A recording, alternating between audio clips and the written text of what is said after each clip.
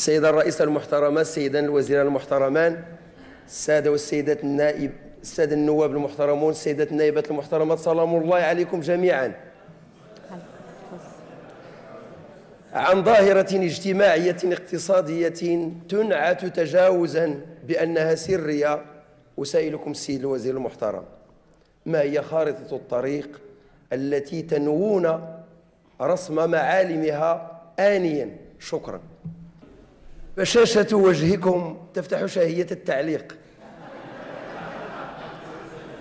على كل حال، هؤلاء السيد الوزير المحترم، هؤلاء النقالة عصاميون يعتمدوا على أنفسهم، لا يبحثون عن فرص للشغل وإنما وفروها لأنفسهم.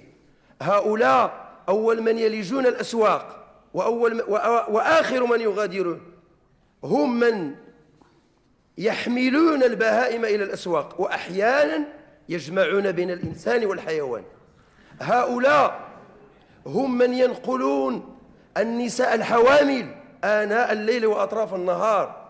هؤلاء يحتاجون إلى حلول وأجوبة آنية لا مراء فيها إن شاء الله.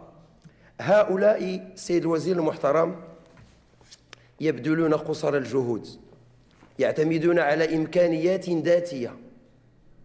فكرت الدولة في أن تعيد هيكلة قطاع النقل بالمدن، فلما لا تفكر في مساعدة هؤلاء؟ منهم من أنشأ مقاولة، كاين اللي داير مقاولة وتيخدم جوج وثلاثة، ولكن تلقاو صعوبات في بعض الأحيان عندما يقتربون من منافذ ومداخل المدن مع رجال الدرك ورجال الأمن. ثم ما الذي يقع؟ يحالون على المحاجز الجماعية. من المتأثر؟ لأن هؤلاء ينفعون وينتفعون، ولكن ملي تيتقبضوا وتيدخلوا للفوريان، هادوك النساء الحوامل المساكن تيعانيو، هادوك الناس اللي غيديو ديك البهيمه ديك البقيره يوصلوها للسوق ما تيلقاوش، وتتولي مصيبه على مصيبه. ولذلك السيد الوزير المحترم، انا واثق من ان الامور ستتحسن.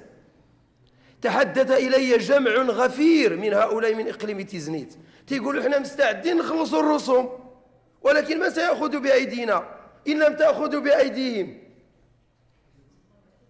نحن وإياكم في سفينة واحدة، كما أنكم قررتم إصلاح المقالع وإصلاح المأذونيات وإصلاح هؤلاء أجدر.